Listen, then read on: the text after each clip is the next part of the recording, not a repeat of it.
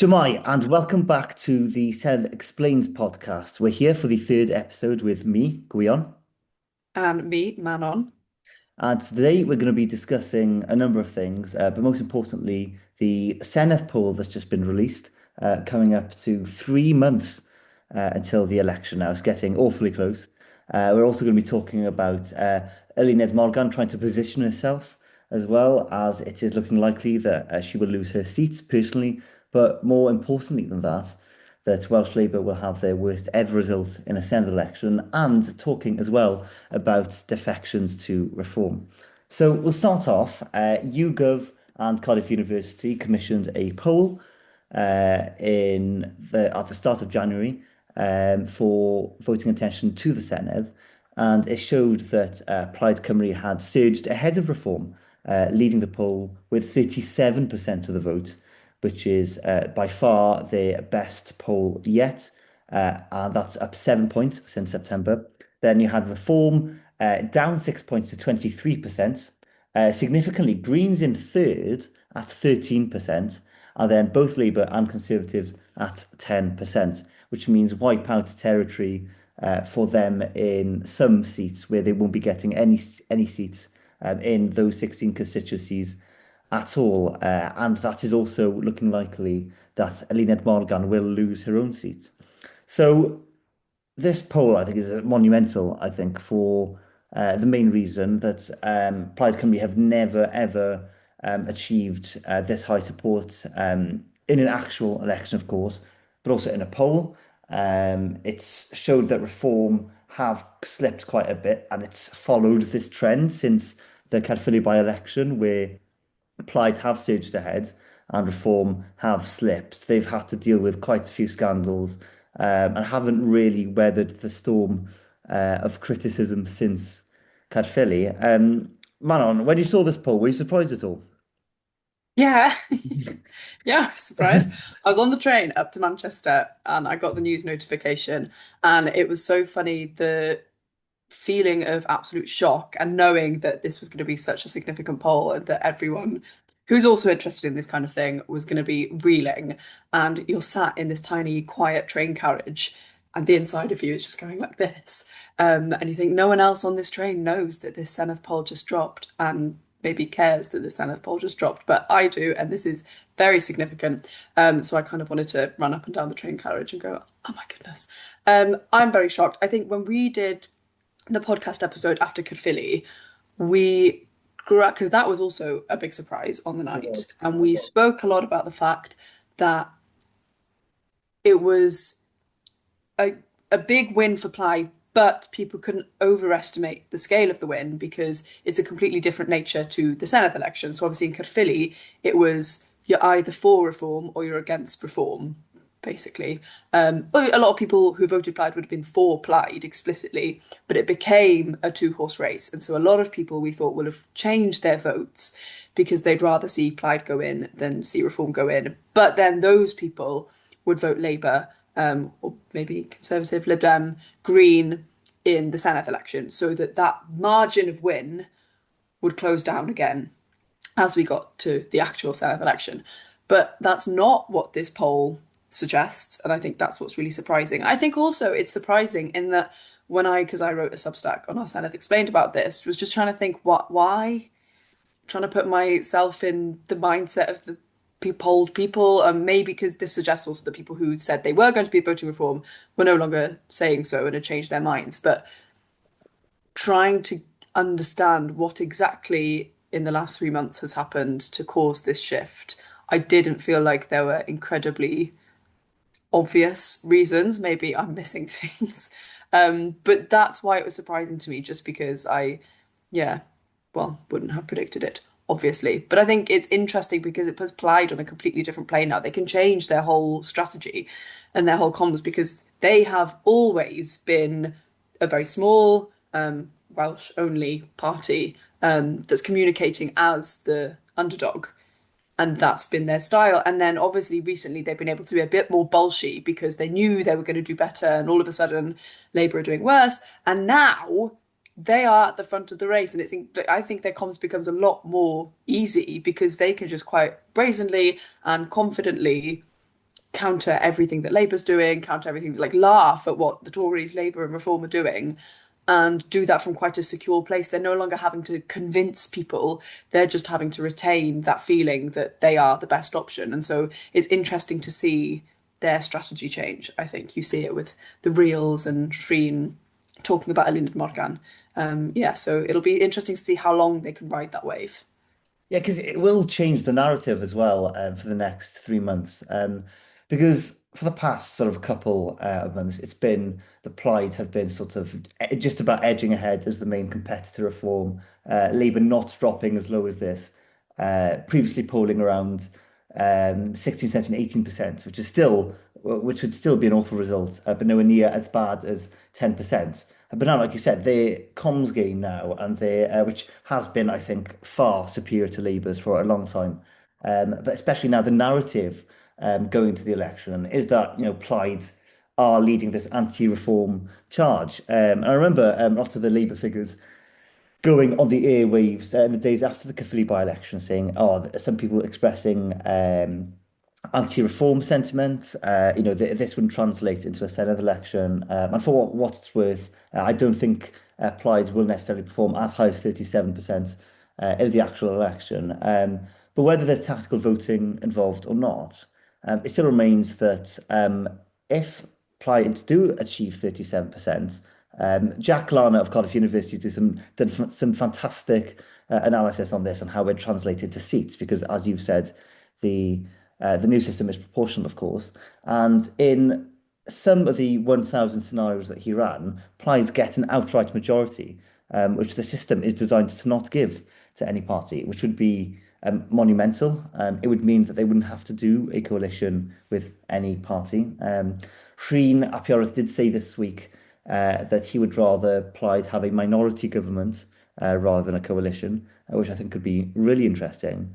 Because the other, I think, big news for the left from this poll is that the Greens were up 7 percentage points and polling at 13%, a solid third, 3 percentage points above Labour and Conservatives, um, giving them around 8 seats. That's how it would roughly translate. And that would mean, of course, that were Shreen wanting to do a coalition, the Greens would be a very politically sort of aligned choice for them to uh, make a coalition with. And especially with this Polanski wave that we've talked about before on on the podcast. Up until now, we hadn't really seen that same wave in Wales, but now we are beginning to see combined. They're getting up to 50% of the vote, not just for the solid left, but also pro-independence, of course, which I think could be really interesting for the dynamics after the election as well. In terms of the Green vote as well, that could give them serious bargaining power in a coalition as well to deliver. We look at what's been happening in Scotland with the Bute House Agreement, which was from 2021 to 2024, where the Scottish Greens, and they still do to this day, with the SNP being a minority government after the agreement ended, are managing to get a lot of things, a lot of their policies done in government. One of the most famous being the bus passes, free buses for under 22s. I'm just about a recipient of one of them for a couple more months. But I think it could really be sort of a boost for Zach Polanski if he does manage to get something like 8 seats, 9 seats. If they do deliver on this result, because it could give them so much of a boost then going into the 29 general election and show that they can actually deliver in government. Yeah, I think it's for both parties, it's very exciting for them internally. I think it's important that we acknowledge the fact that, okay, so first on the Greens, given you've just finished speaking about the Greens have never really had a strong presence in Wales at all. I mean, we've got Anthony Slaughter, there are people who have in their constituencies and in their areas, had some impact, but they, with the success that we predict they will have in the Senedd election, are going to have to kind of start from scratch, building what they want the Welsh Greens to look like and what that party acts like, how unified they are, how closely aligned they are with Zach Polanski. I mean, I think it would work in their favour to stay quite closely aligned. But that's, a big task for them. Once they Yeah. get in, there's a whole new wave of politics and structure that they have to engage with, and it'll be really interesting to see how they do that. Because speaking of being aligned with Polanski, they're not particularly similar, and that kind of social glamour and all the Instagram reels and the strong social message isn't something that they're going to be super familiar with. And at the moment, Zach Polanski still has a large amount of the socials focused on him. So we'll see how they grapple with that. Similarly, for Plaid, when we experience and when we watch elections that are largely reactive, which means that we have these very polarized opinions and votes can become very like divided. For example, Labour sweeping the last general election because people were so angry with the Tories and it had been such a long time of Tory government that there was a huge reaction against it. Similarly here, Wales is had Labour in charge for very, very long, and now everyone is reacting very harshly against that. The pressure and the expectation on the winning party to fix everything is huge. And this wave of success that Plaid are experiencing now, just like Labour experienced at the last general election, is going to die down quite quickly. I think people's political patience is getting shorter and shorter. There's a lot more accountability for politicians and governments. People just pay a lot more attention. I Yeah. think it's and on one hand, I think it's a fantastic thing that we are all a bit more politically engaged and conscious, and this new age of social media and politicians wanting to sort of, I don't know, pandering is the wrong word, but engage with the people and show them what's going on also means there's huge scope for accountability. But then that also means that it's very difficult for Plaid to crack on and do what they want to do and be praised for that because it is impossible to fix the country's problems all in one go and all under one administration. And then, like what's happening now with Labour in the UK government, when they're being criticised, their argument is, well, hold on, we're having to undo 14 years of what we think was absolutely terrible governance, which caused all these very deep rooted problems. You can't fix those in two No. years, or this criticism has been happening for a long time. I think Plaid will experience exactly the same thing. This kind of excitement and wave that they're riding now, I presume they know that once the election happens, it's going to be a much tougher job and people are quite impatient. And yeah, they're going to have to work out how to grapple with making what they want to happen without falling victim to masses of criticism when things aren't perfect straight away with a new government. I think that's one of the biggest lessons that any incoming Welsh government in May will learn from the UK Labour government. Because after such a long period, in the case of Westminster, 14 years of Conservative governance, and then in Wales, it'll be 27 years of Labour governance then. Like you said, making change is not fast, particularly not after 27 years. We've seen some of what Plaid are promising to do, free childcare being one of them, and a Welsh development agency. But other than that, we're yet to see the full manifesto. But what I think, the big challenge, like you said, will be to deliver for people and for people to actually see and feel that change, which is not an easy thing to do, not least as a devolved administration. And of course, this time as well, um, sort of a less covered fact about the changes, the electoral changes, is that the Senedd terms will now be 4 years, not 5 years. So that's a year less to deliver in government, and a year quicker the 2030 Senedd election campaign is starting, which will make it even more difficult. We have to talk as well about Labour and Conservatives on 10%.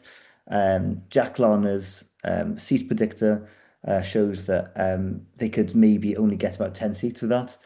So that would be in six of those 16 constituencies not gaining any seats at all. So getting less than around 11 to 12% in some of those seats, which would be catastrophic, their worst ever result in a Senedd election and their worst result in over 100 years in Wales, including general elections. And one of those six seats would be Ceredigion and Penfro as well, which is Eluned Morgan seats, which I think would be monumental, not just for politics here in Wales, but also it should be a wake-up call then for those in Westminster. We've just heard today that Andy Burnham has been blocked from standing in Manchester to replace um, Andrew Gwynn. But the reality is that Labour First Minister losing her seat would be catastrophic, of course. Yeah, and I think Eluned Morgan, I mean, we've spoken a bit about this, Gwion, but she's doing exactly the right thing. I mean, she knows that it's over in May, and it's not that it's over forever for the Welsh Labour Party. I'm sure they will come back, but I think she knows that her time and her administration, it's over for them, and that's undeniable. She is just going for it, and she's saying, "I'm Yes. going to keep fighting." She's but fair play, because if She's she got was to the just fighting spirit. show that she's given up, and yeah, I really respect her for that, and I think it's the right thing to do, and it's the right line to take, and knowing that you're going to go out, you have to go out fighting, even if it probably feels a bit futile. And I also think this poll, and she spoke at the IFG, and I wasn't able to go, but I did read about it, and her point that this should be a wake up call for Westminster, Yeah. and she's going to use it as a wake up call, and she's going to ask for more. I mean, she's basically asking for what Plaid is asking for, but that Keir Starmer needs to engage with the fact that this would be disastrous. And her bigger point is that having a Plaid government would mean that Wales would had an independent, sympathetic government. And she's trying to convince Starmer and UK Labour that that is disastrous, especially when you've already got the SNP in Scotland. And so the state of the union and the health of the union is at stake here, and that's something that they should care about. I think she's doing absolutely the right thing in her scenario, kind of using this poll to say that we're going to keep on fighting, and we're going to take this to Starmer, and we're going to take this to UK Labour, and we're doing what we can. Their kind of final plea. Keir Starmer absolutely should care, and I know he, like you said, with Burnham, he's kind of got he's got his other things on his plate at the moment, but I sympathise with the fact that I don't think Eluned Morgan, she's kind of between a rock and a hard place. There's not that much support for her, and I think she's No. going into the abyss, trying to convince her colleagues in London that this is disastrous, and I don't know if they're getting that much back. But that's why people are going to punish Welsh Labour, because the whole argument was that, that collaboration across the border was going to help us all. And it's proving now in times of crisis that that really isn't true.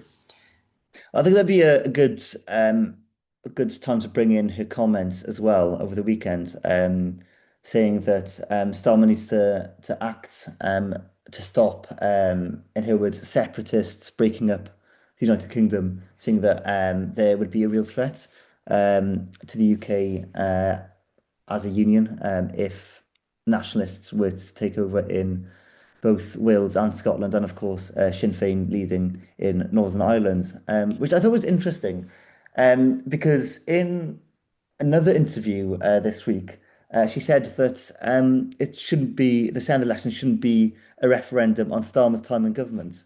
And I think this is again part of the comms problem that they've got, because you're right in saying that Eluned Morgan doesn't have much support from down the M4, from Keir Starmer nor Joe Stevens, but also in the Bay as well. She doesn't have the greatest of support, or the strongest or most enthusiastic of support from her own Labour Senedd group as well. So I think it's interesting to see these comments, because you've got this sort of contradiction saying, "Oh yeah, Keir needs to deliver to sort of help us win and to see off those nationalists," but also saying, "Oh, saying to voters, oh, there shouldn't be a referendum on Keir's time in government." It's just inconsistent, and the messaging I think has been so fraught and disjointed. Because, like I said, she's saying all the right things, but not at the right time. This has come far too late, of course. She's saying that separatism is very much on the agenda, but she's not addressing the root causes of that, of the underinvestment. And neither is Keir Starmer, but of course, as leader of Welsh Labour, the buck does stop with her. Yeah, well, interestingly, on the Burnham story, I know we put it on our Senedd Explained story earlier, but Keir Starmer's justification for why he wasn't going to let Burnham stand does mention Eluned Morgan. Yeah, I saw Um, that. I was surprised that she got name dropped. Well, I mean, well, he's answering her plea. He's Maybe finally it sort of was making the maybe. connection and trying to, say that part of the reason that they're not going to let Burnham stand is that the leadership psychodrama wouldn't be fair on Anna Sawar and Eluned Morgan. I'm not sure I'm convinced that that's the reason they're not not letting Burnham stand. But there's some attempt to join across the M4. Yeah. But yeah, no, the buck does stop with the Eluned Morgan. But we see the comments changing. We were at the in September. We were at the Labour conference, and the messaging was still very much about fighting and having the fight in them and being the underdog, but being willing to fight on. I think by now, several months later, it's more about, okay, yeah, we're still fighting, but guys, it's obvious that we're losing. So we're going to start telling you straight up that UK Gov, you're going to suffer the consequences of having separatists in the Senedd. And we're trying to tell you, but if you don't answer our pleas, then on your shoulders be it. I think that's what's going on. I And mean, then that thing about, not the Senedd not being an election about a referendum on Keir Starmer, I think that's, often a lot of the electorate, it's complicated differentiating between hmm. Labour in Westminster and Labour in the Senedd. And her, again, it's another plea not to confuse the two and to respect Welsh Labour in their own right and make a judgment on them. But I think even in that case, it's not going to go their way. We also saw this week the news of James Evans being kicked out of the Conservative Party by Darren Millar. Darren did a Kemi Badenoch generic kick-out style sort of surprise at 10 a.m. I think it was on Tuesday. James Evans had gone on Sharp Ends on Sunday night and made a bizarre interview where he criticised the Conservative group and was not denying that he would defect to reform. But he was doing it in a very opaque way. It was strange. Because he'd previously, before going on, he'd put on Twitter that, oh yeah, I'm going to be dropping some truth bombs on Sharp End tonight. And then he just went on and said the most opaque sort of lines, whilst making it very obvious that he could still defect reform, but not being so sort of straightforward. And then the next day he was posting sort of pictures from the gym, and I was really confused as to what was going on. And then what ended up happening, of course, is that apparently Darren Millar asked him straight up, "Are you talking to Reform about defecting?" He said yes, and then he kicked him out on the Tuesday morning. It was all a bit bizarre because um, I think we were all expecting a defection later on, and then Nigel Farage said on Twitter that he hadn't spoken to James Evans in years. James Evans had tweeted, I think it was in 2023, 2024, a picture of him with Farage outside the Senedd. So what occurs to me is that maybe the deal hadn't been sealed for his defection. He'd been talking to Reform for months for about possibly joining, but it seems that those conversations weren't taking place properly. And if Nigel Farage didn't is seeming to be rejecting the idea of him defecting, maybe the deal wasn't done. It was all a bit bizarre. It is bizarre in true reform Chaos. adjacent fashion. Yeah. Yeah. I've always thought that James Evans's demeanor and communication style, and well, obviously this is more recent, but truth bombs and all this. True, He yeah. he he did his Instagram Reels sort of series. I'm not sure how long it lasted. Of Excuses Bay. Yeah, I was Comfort kind Bay of as well, I think, yeah. I was obsessed with Excuses I, Bay. I I really And liked it. whenever Yeah, I I'd thought bring it it was, up to other people, they'd be like, "What are you talking about?" I was like, "You haven't seen James Evans' Excuses Bay?" His whole he's very forthcoming and he's very willing to be, on social media saying these things and criticizing yeah, people.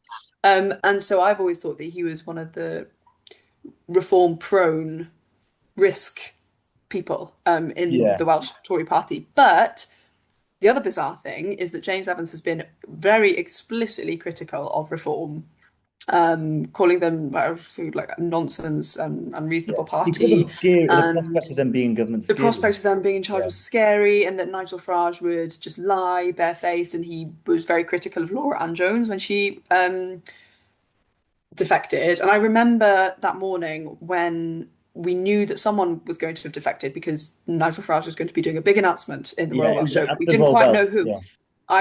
In the office that I was working in at the time, I remember we were all going, okay, who could it be, going through the list? Who could it be? Who could it not be? Who would it Yeah. never be?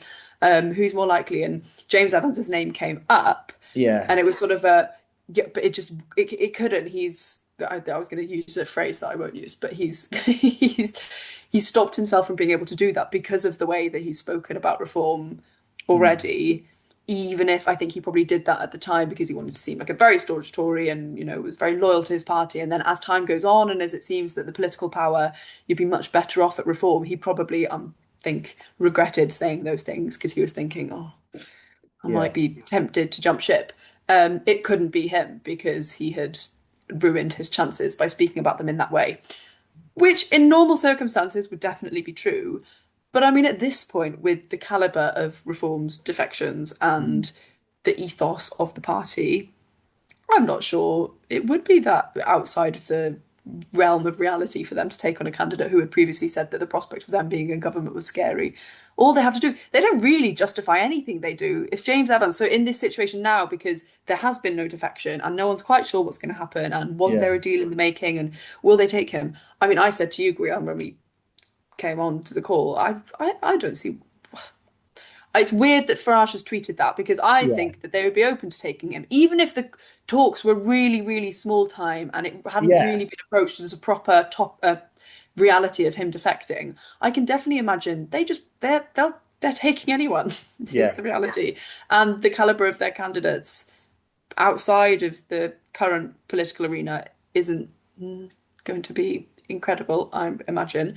And so, for someone like James Evans, who has a following and who has a political career behind him and who has some kind of understanding of how things work in the Senedd, I don't think it would be unreasonable for them to take him. And if he just says, yes, I did say that a few months ago, but since then, my eyes have been opened to the lies of the Tory party and the truth bombs of reform, and this Britain is Truth broken. bombs. So Yeah. now I've decided that I want to defect. And then reformies will go, yeah, I don't think that's outside the realm of possibility. But I think you maybe disagree with me on this. It's not that I disagree. I think I'm just confused as to what's happening more than anything. I think he got sort of caught in the middle between the sort of the point of leaving, and I don't think he'd quite secured this defection. In any case, I think it's certain that the deal wasn't done.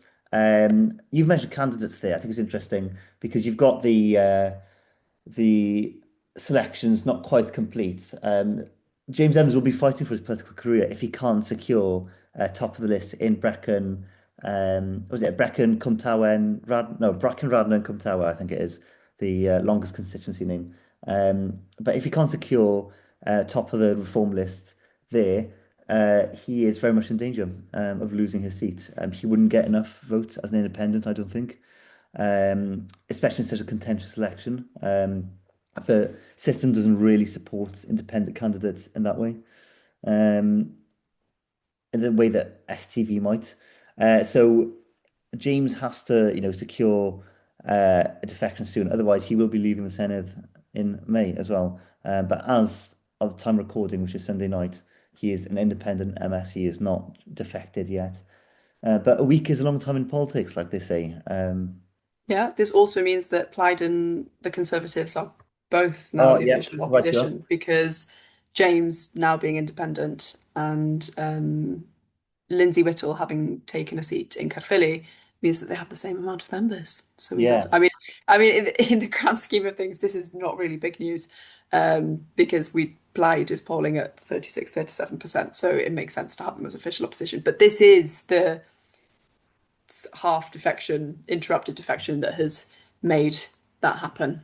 yeah. Well, we'll see by the end of this week what's happened. But like I said, a week is a long time, and maybe we'll have seen another Conservative MS have defected by the end of the week. Darren said today on the radio that he doesn't think that there's anyone else going to defect, but you never know. You never know. It could be the ones who have called them a scary prospect of a government. You could go behind your back and try and join them. And with that, I just want to thank everyone for listening to the third episode. Do let us know if you'd like us to cover anything. By the time we come on next, there might have been another defection. There might well have been another poll. But do leave a comment if you'd like us to cover anything. And as always, follow us on all our platforms, which is Senedd Explains on Instagram, TikTok, Substack, and here, of course, on the podcast, wherever you get them. So I've been Gwion, Been Manon. and diolch yn fawr. Diolch am wrando.